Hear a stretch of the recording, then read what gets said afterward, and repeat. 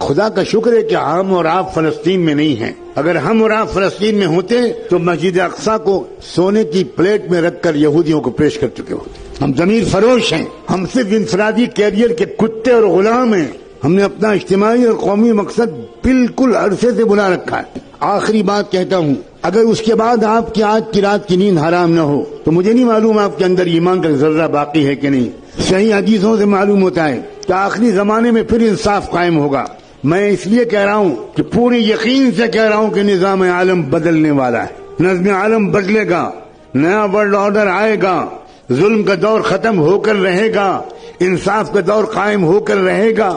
مگر یہ سن کر آپ سوچیں گے واہ واہ واہ واہ واہ واہ واہ، یہ آخری بات تو حضرت نے کہی بس یہ یاد رکھنے کی ہے، باقی تو اور لوگ یاد رکھیں گے. جب انصاف کا نظام قائم ہوگا تو ہمیں کیا فکر کرنے کی ضرورت ہے. اب سنیے آگے، امام مہدی کے جس جماعت کے ذریعے سے دنیا بھر میں ایک نیا ورلڈ آرڈر آئے گا، امام مہدی کے ساتھ صرف 12,000 مسلمانوں. سن رہے ہیں آپ؟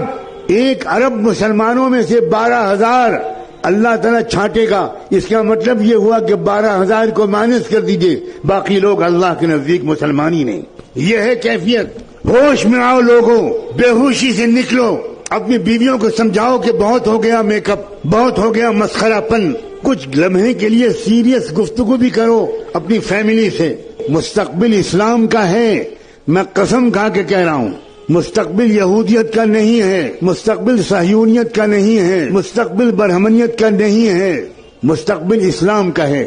لیکن میں مستقبل مسلمانوں کا ہے یہ نہیں کہہ رہا ہوں. بہت فرق ہے دونوں باتوں میں. مسلمانوں کا مستقبل اور اسلام کا مستقبل. بالکل ممکن ہے اور تاریخ میں پہلے ہو چکا ہے کہ اللہ ہم پرانے نسلی مسلمانوں کو ریجیکٹ کر کے نئی قوموں کو اسلام دے دے اور ان کے ذریعے سے اسلام کو غلبہ حاصل ہو جائے.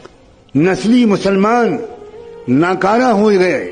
اللہ نے قرآن میں صاف کہا ہے وَإِن تَتَوَلَّوْا يَسْتَبْدِلْ قَوْمًا غَيْرَكُمْ ثُمَّ لَا يَكُونُوا أَمْثَالَكُمْ. اگر تم ناقدری کرو گے اسلام کی تو اللہ تمہیں بدل دے گا، تمہیں ریجیکٹ کر دے گا اور ایک نئی قوم لے آئے گا اور وہ تمہاری طرح نکمی نہیں ہوگی. اور ہم دیکھ رہے ہیں ایک طرف مسلمانوں کے مرتد ہونے کا سلسلہ چل رہا ہے. آپ کی لڑکیاں مرتد ہو رہی ہیں. آپ نے جن لڑکیوں کو کالجوں میں بھیجا، ان کو موبائل دیا، ان کی تربیت نہیں کی، ان کے ساتھ نہیں بیٹھے، ان کو اسلام نہیں سمجھایا، ان کو قرآن نہیں سمجھایا، وہ لڑکیاں کیا کر رہی ہیں مجھے بتانے کی کوئی ضرورت نہیں. آپ اگر بے خبر ہے تو سوائے اس کے کہ آپ ماتم کریں ایک بار صبح اور ایک بار شام، اس کے سوا میں آپ کو کوئی مشورہ نہیں دے سکتا. اور ایک طرف کیا ہو رہا ہے، روزانہ کم سے کم 50 یا 100 غیر مسلم اسلام قبول کر رہے ہیں. مسلمان ریجیکٹ کیے گئے ہیں. اللہ تعالیٰ جاؤ تم جاؤ مندروں میں گھنٹہ بجاؤ اور آؤ تم آؤ. اس غزہ کے واقعے نے ایک عجیب طرح کی فتح دی ہے. وہاں تو جنگی فتح تو ہو ہی رہی ہے، وہ قوم پوری کے پوری شہید ہونے کے لیے تیار ہے.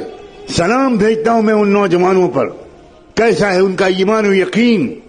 اللہ کے رسول نے فرمایا تھا الایمان حین تقع الفتن بالشام. یاد رکھنا ایک زمانہ ایسا آئے گا کہ ساری دنیا کے اندر مسلمان بے راہ ہو جائیں گے، صرف فلسطین کے علاقے میں ایمان باقی رہے گا.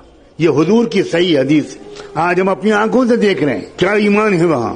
دنیا میں لوگ روزانہ بڑے بڑے فاضل امریکن یورپین لوگ، سائنسداں، فلمی اداکار، میوزیشنز، اسپورٹس مین، لڑکیاں اور عورتیں، وہ صرف اس لیے اسلام لا رہی ہیں. وہ کہہ رہے ہیں کہ یا اللہ کس چیز سے یہ لوگ بنائے گئے ہیں.